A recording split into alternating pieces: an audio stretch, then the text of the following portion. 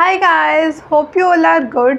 और बेटा आज हम अपना नया टॉपिक शुरू करने वाले हैं, पोटेंशियल डिफरेंस। लेकिन एक नया टॉपिक शुरू करने से पहले आज हम एक बार पिछला रिकॉल करते हैं अपने जो हमने पिछले लेक्चर में पढ़ा था। हमने कल क्या पढ़ा था? सिर्फ एक फॉर्मूला पढ़ा था करंट का, I = Q/T means charge upon time, और I मीन्स करंट की हमने ऐसा यूनिट देखी थी, क्या होती है?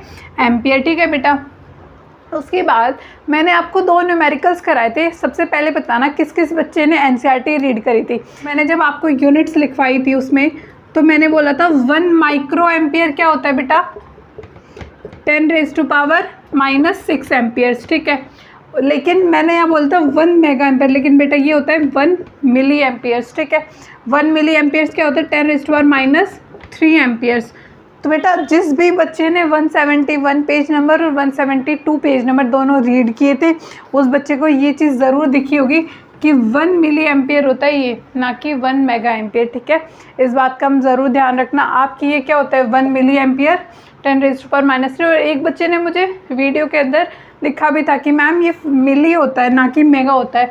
तो मैं बस आपको टेस्ट करना था कि आप लोग एनसीईआरटी रीड कर रहे हो या नहीं कर रहे। बेटा इससे यही कंफ्यूजन होता है कि आप साथ के साथ एनसीईआरटी रीड करते चलेंगे तो आपका ही फ़ायदा होगा। ठीक है, अपना नेक्स्ट टॉपिक है पोटेंशियल डिफरेंस। पोटेंशियल डिफरेंस क्या होता है? देखो, work done to move a unit charge from one point to another means एक यूनिट चार्ज को एक पॉइंट से दूसरे पॉइंट को तक मूव करने के लिए जो वर्क डन होता है वो होता है हमारा क्या? Potential difference. ठीक है बेटा, पोटेंशियल डिफरेंस को हम डिनोट करते हैं किससे? V से, और इसका फॉर्मूला होता है बेटा work upon charge. Work upon charge कैसे होगा? डेफिनेशन से क्लियर हो रहा है। Work done to move a unit charge from one point to another. ठीक है, मीन्स वर्क डन पर चार्ज। तो इसकी बेटा हम SI यूनिट्स निकाल लें तो इसकी SI यूनिट होती है वोल्ट, लेकिन हम लोग वोल्ट कैसे निकाल सकते? देखो वोल्ट कैसे है? वोल्ट को हम हमारे पास जूल पर कूलम भी बोल सकते हैं। जैसे पोटेंशियल डिफरेंस को बताया मैंने, हम लोग डिनोट करते हैं किससे? V से। वर्क को किससे डिनोट करते हैं बेटा? W से। चार्ज को हम किससे डिनोट करते हैं? Q से। तो हमारे पास देखो V = W/Q। अब देखो वर्क की SI यूनिट क्या होती है? वर्क की SI यूनिट होती है बेटा जूल्स। ठीक है, तो हमने यहाँ पे जूल्स लिखा। क्यों? हमने कल लास्ट लेक्चर में ही पढ़ा था चार्ज की SI यूनिट क्या होती है बेटा? कूलम्स। तो इसके जूल पर कूलम्स। ठीक है, उसके बाद देखो SI unit of potential difference is volt. अब वोल्ट क्या होता है? जैसे बेटा हमने एम्पियर करंट के लिए एम्पियर पढ़ा था, हमने पढ़ा था 1 एम्पियर क्या होता है। इसी तरीके से सेम हम पढ़ेंगे 1 वोल्ट क्या होता है। 1 वोल्ट होता है 1 joule of work is done in carrying 1 coulomb charge then it potential difference is volt. Means देखो बेटा एक कूलम चार्ज को कैरी करने के लिए जो 1 जूल काम मतलब वर्क डन लग रहा है हमारे पास, उस टाइम पे जो पोटेंशियल डिफरेंस होगा उस पोटेंशियल डिफरेंस को बोलते हैं हम लोग volt. 1 joule of work is done in carrying 1 coulomb of charge then potential difference is called volt. Means जब 1 कूलम ऑफ चार्ज को जब हम कैरी करेंगे ना तो 1 जूल ऑफ वर्क जब लगेगा ना, वो 1 जूल के टाइम पर जब हमारे पास जो पोटेंशियल डिफरेंस होगा उसे हम लोग क्या बोलते हैं?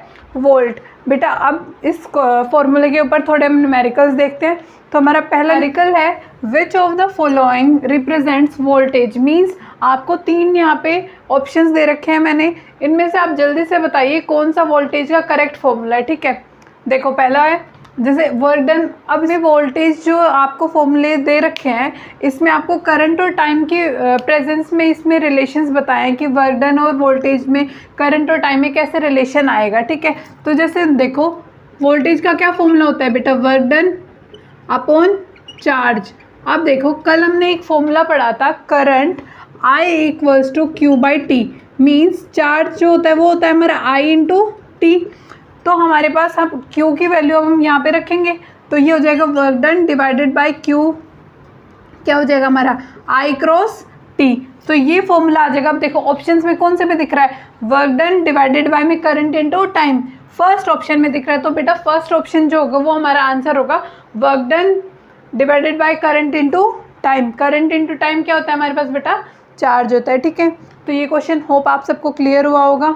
और नेक्स्ट क्वेश्चन पर बात करते हैं। नेक्स्ट क्वेश्चन बेटा हमें क्या कहता है, एक बार आप रीड करो।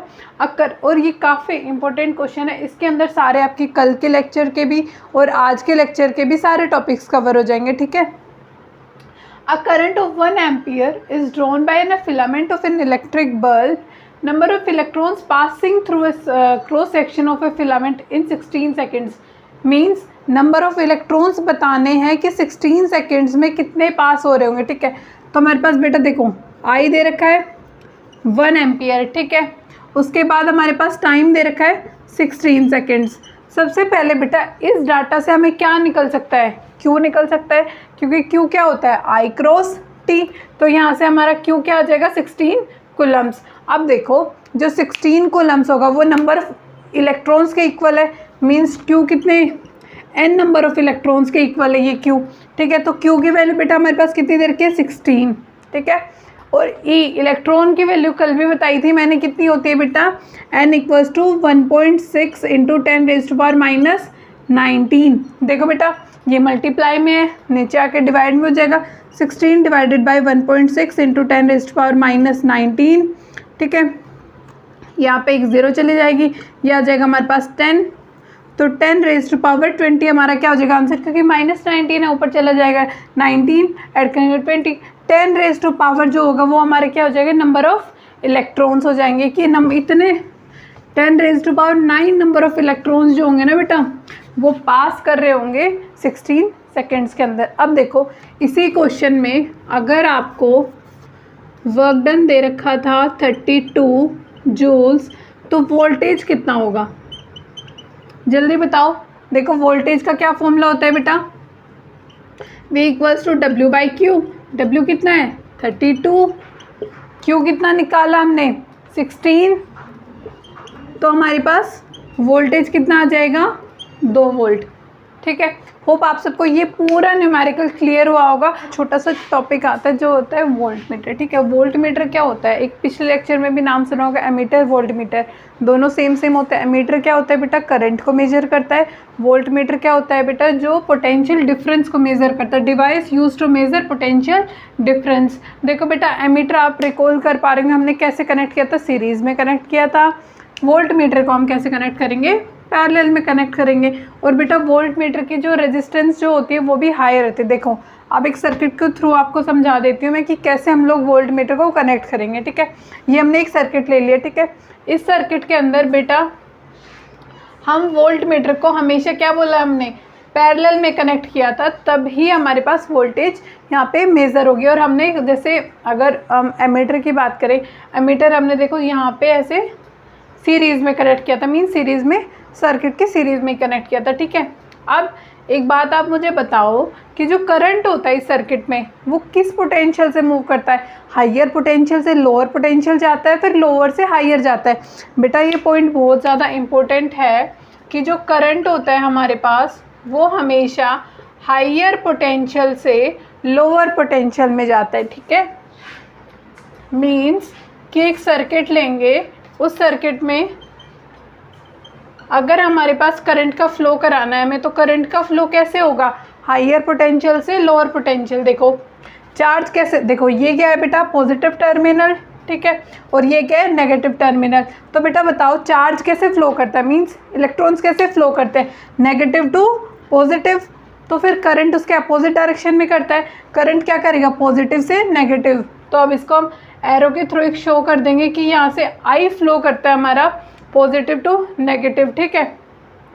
ये हो गया हायर पोटेंशियल से लोअर पोटेंशियल की तरफ, ठीक है। होप आप सबको ये टॉपिक पूरा वोल्ट मीटर क्या होता है, ये इंस्ट्रूमेंट क्या होता है, इसका पूरा क्लियर हुआ होगा। बेटा हम देखते हैं अपने सर्किट डायग्राम्स जो हमें आने वाले टॉपिक्स में जैसे ओम्स लॉ हो गया, इन सब में जो सर्किट डायग्राम्स यूज़ होंगे उन सब के बारे में पढ़ते हैं अब हम लोग, ठीक है। डायग्राम में सबसे पहले हमें किसका सर्किट पता होना चाहिए, हमें एक सेल का सर्किट पता होना चाहिए जो होता है ये, ठीक है। सर्किट बहुत सारे सेल्स मतलब सर्किट के अंदर जो बैटरी लगती है वही बहुत सारे सेल्स मिलके बनता है, ठीक है। प्लग ओपन का ब्रैकेट्स ओपन क्लोज में ये होता है बल्ब का, ये होता है, ठीक है।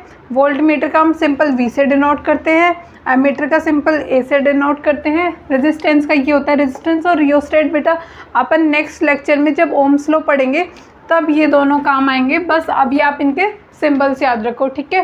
होप आप सबको इस टॉपिक के बारे में सब कुछ क्लियर हुआ होगा। इस वीडियो में आपको जो भी डाउट्स आ रहे हैं आप कमेंट सेक्शन में ज़रूर मेंशन करें। बेटा आज का आपका होमवर्क है कि आप एनसीईआरटी के पेज नंबर 173 और 174 पे एग्जाम्पल्स हैं, क्वेश्चंस हैं, इन सबको प्रैक्टिस करेंगे। और स्टार्टिंग से अगर आप एनसीईआरटी को याद करते चलेंगे और पढ़ते चलेंगे और क्वेश्चंस को सॉल्व करते चलेंगे तो बहुत ईजी होगा और चैप्टर स्मूथली कवर हो जाएगा आपका, ठीक है। लेक्चर को यहीं पर एंड करते हैं। थैंक यू सो मच कि आपने मेरे को लास्ट तक सुना और मेरी वीडियो को लास्ट तक देखा। और प्लीज़ नीचे दिए गए बेल आइकन को प्रेस करना और मेरे चैनल को ज़रूर सब्सक्राइब करना। Thank you so much. See you in the next video.